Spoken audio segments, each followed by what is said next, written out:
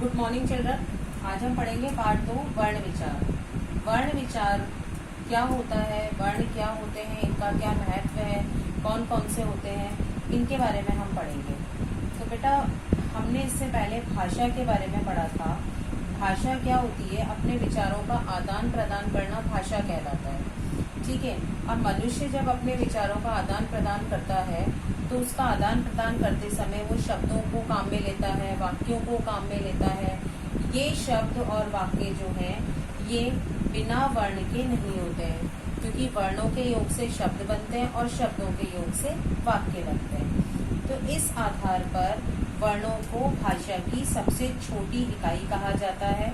और क्योंकि ये सबसे छोटी इकाई है इसलिए इसके टुकड़े नहीं हो सकते। ठीक है। तो वर्ण एक ऐसी चीज है जिसके आगे हम टुकड़े नहीं कर सकते हैं। अब हम एक उदाहरण के माध्यम से इसको समझेंगे। एक उदाहरण है राम बाजार गया। ये जो वाक्य है इसमें 3 शब्द हैं, पहला राम, दूसरा बाजार और तीसरा गया। तो 3 शब्दों के मेल से एक वाक्य बना है और इन शब्दों में भी अलग अलग वर्ण हैं। जिन वर्णों के मेल से शब्द बना है, हम लेते हैं राम लेते हैं। सबसे पहले हमने राम लिया। राम शब्द जो है इसमें कितने वर्ण हैं, कौन कौन से वर्ण हैं? तो इसमें र प्लस आ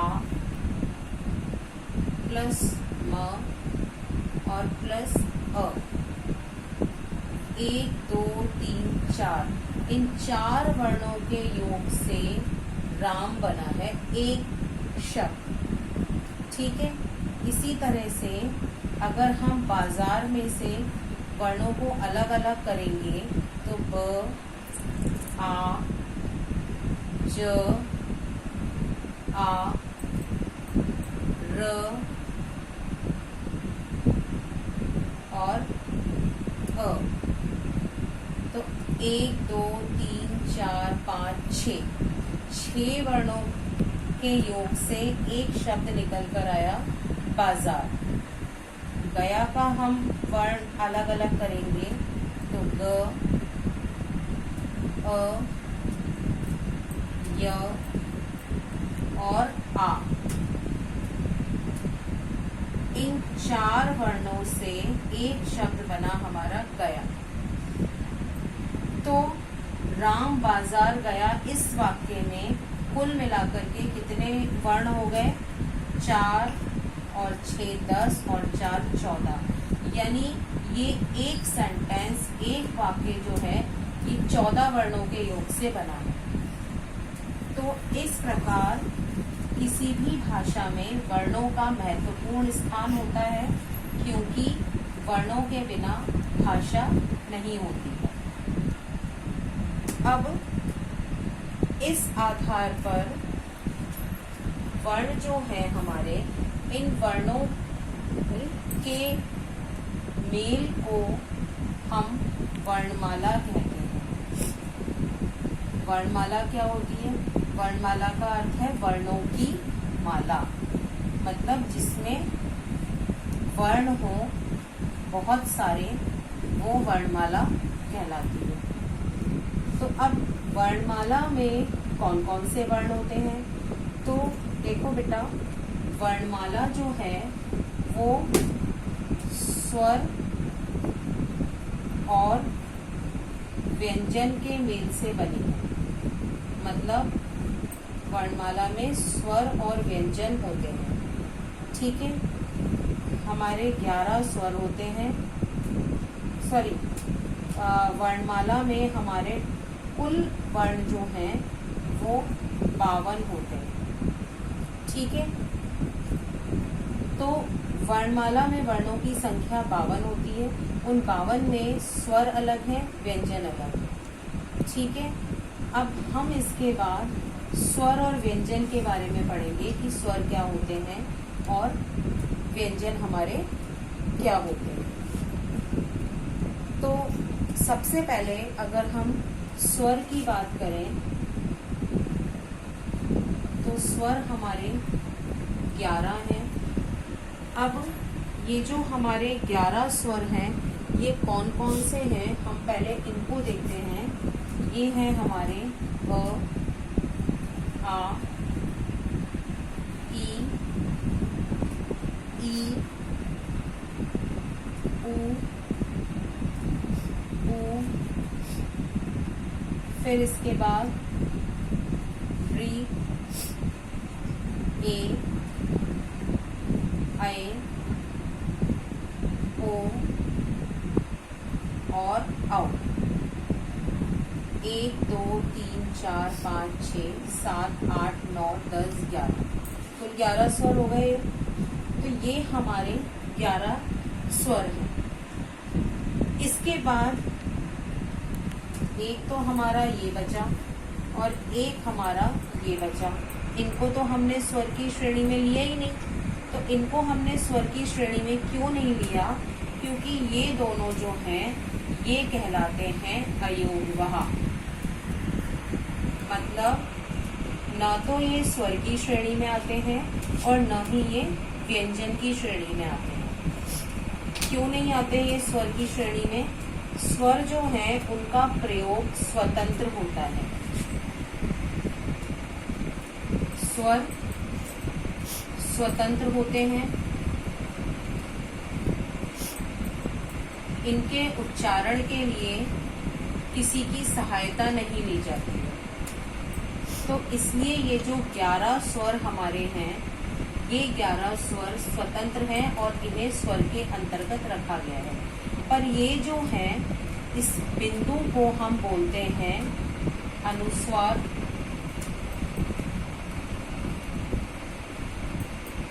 और ये हमारा कहलाता है विसर्ग।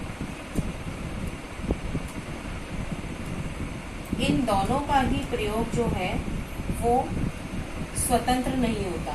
ये किसी ना किसी वर्ण के साथ, किसी ना किसी अक्षर के साथ आते हैं।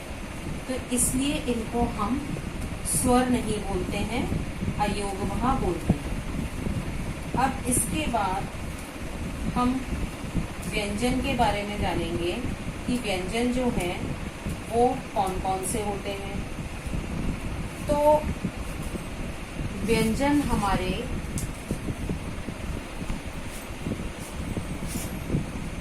होते हैं सबसे पहले स्पर्श व्यंजन। ये स्पर्श व्यंजन क्या होता है?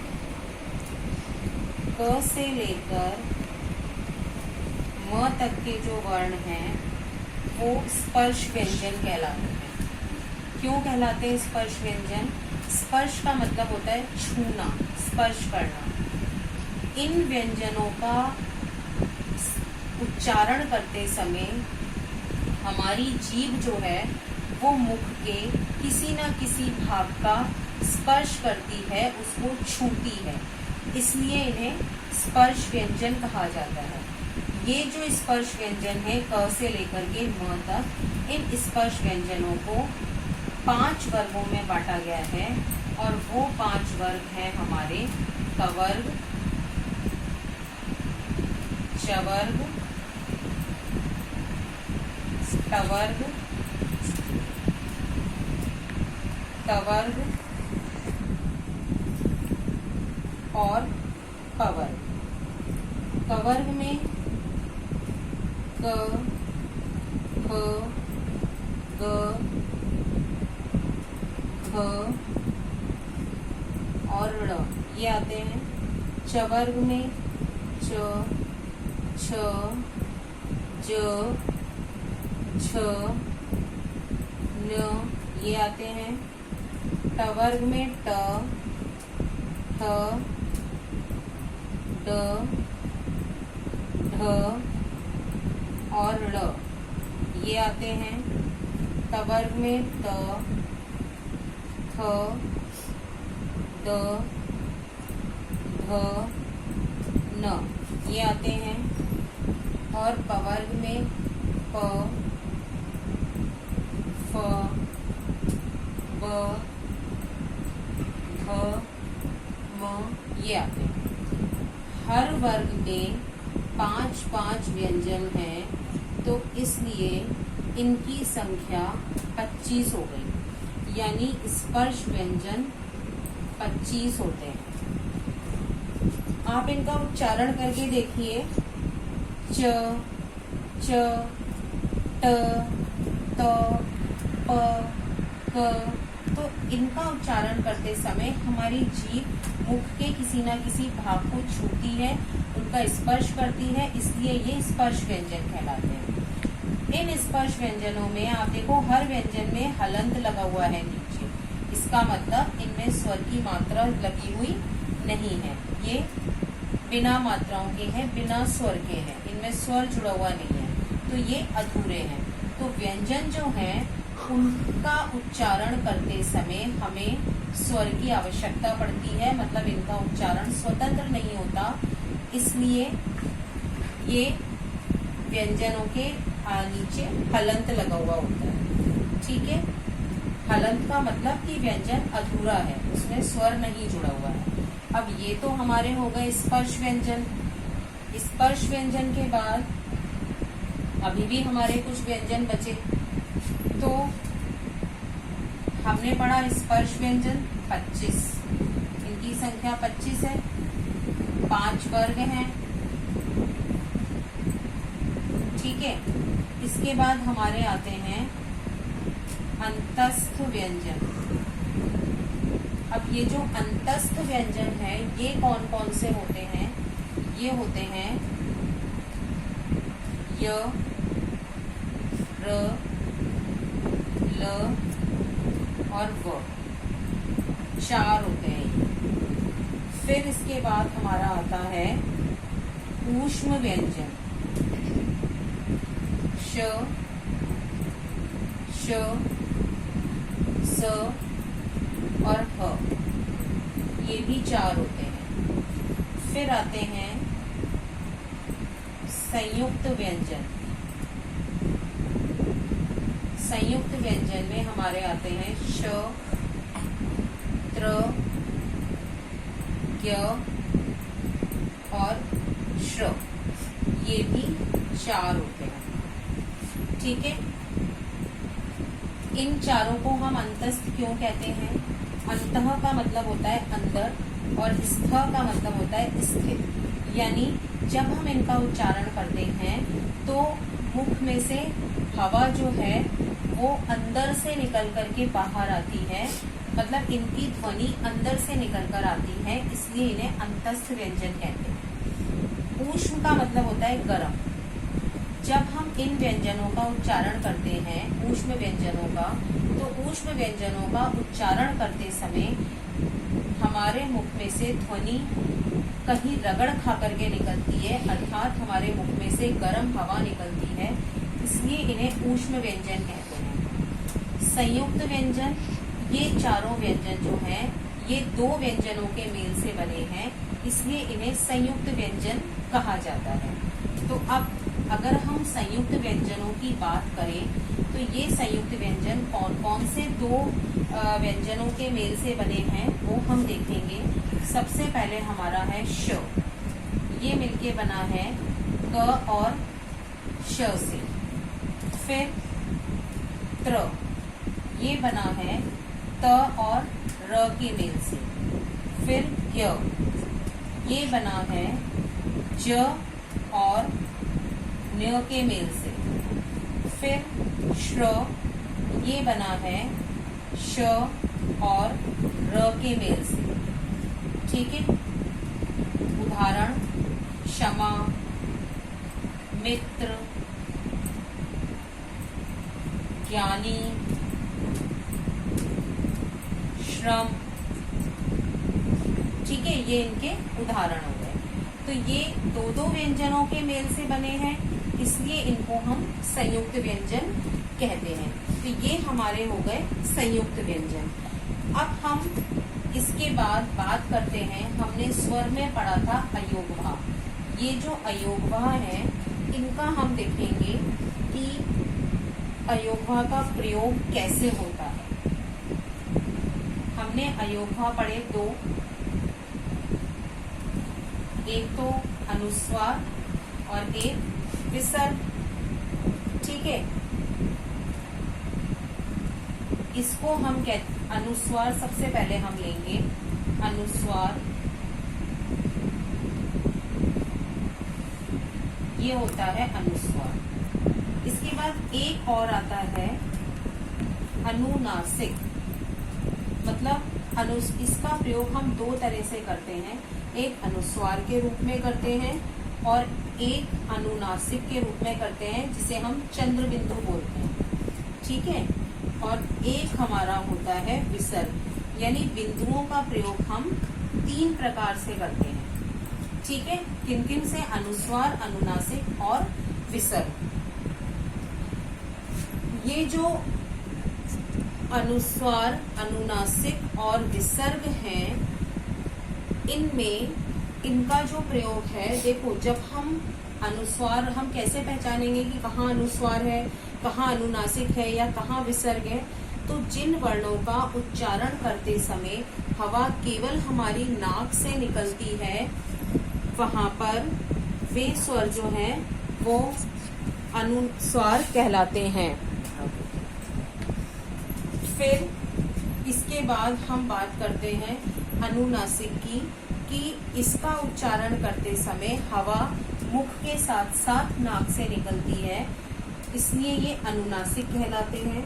और विसर्ग इन वर्णों का उच्चारण करते समय मुख से ह की ध्वनि निकलती है, ह की आवाज निकलती है। कैसे? हम एग्जाम्पल देखते हैं, उदाहरण देखते हैं। अंत, अंत हमने बोला तो केवल हवा नाक से निकली। ठीक है, अब आंख, तो हमारे मुख और नाक दोनों में से हवा निकल रही है। अब विसर्ग का हम उदाहरण लेते हैं। हमने बोला प्रायः, तो ये जो प्रायः बोला, इसमें ह की आवाज निकल रही है, तो ये इनका डिफरेंस है। कहाँ पर इनका प्रयोग होता है, कैसे होता है, वो ये हो गया। इसके बाद में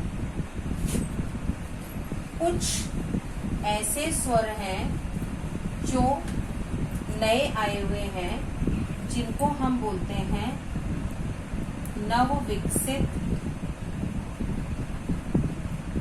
इस नव विकसित में आते हैं वर्ण हमारे, एक तो ये आता है नव विकसित में ल और एक र। ये दोनों वर्ण जो हैं ये नव विकसित में आते हैं। मतलब ये विशेष व्यंजन है। क्यों? क्योंकि जब हम इनका उच्चारण करते हैं तो हमारी जीभ जो है वो ऊपर की तरफ उठकर आगे की तरफ जाती है। ड़, ऊपर की तरफ बोल के देखो, ड़ ढ़, तो हमारी जीभ ऊपर की तरफ उठ करके आगे की तरफ जाती है, इसलिए इनको विशेष व्यंजन कहा जाता है। और एक चीज ध्यान देने योग्य है कि इनका प्रयोग स्वतंत्र रूप से नहीं होता है। दूसरी चीज क्या है कि किसी भी शब्द का आरंभ इन दोनों वर्णों से नहीं होगा। ठीक है, मतलब ये किसी भी शब्द के शुरुआत में नहीं आते हैं। इसके बाद हमारे हिंदी भाषा में कुछ ध्वनियां ऐसी भी हैं जो दूसरी भाषाओं से आई हुई हैं, उन्हें हम बोलते हैं आगत ध्वनि। जैसे डॉक्टर, इसमें ये अर्धचंद्र है। ठीक है, जब हम इसका उच्चारण करते हैं तो उच्चारण करते समय ओ की आवाज आती है।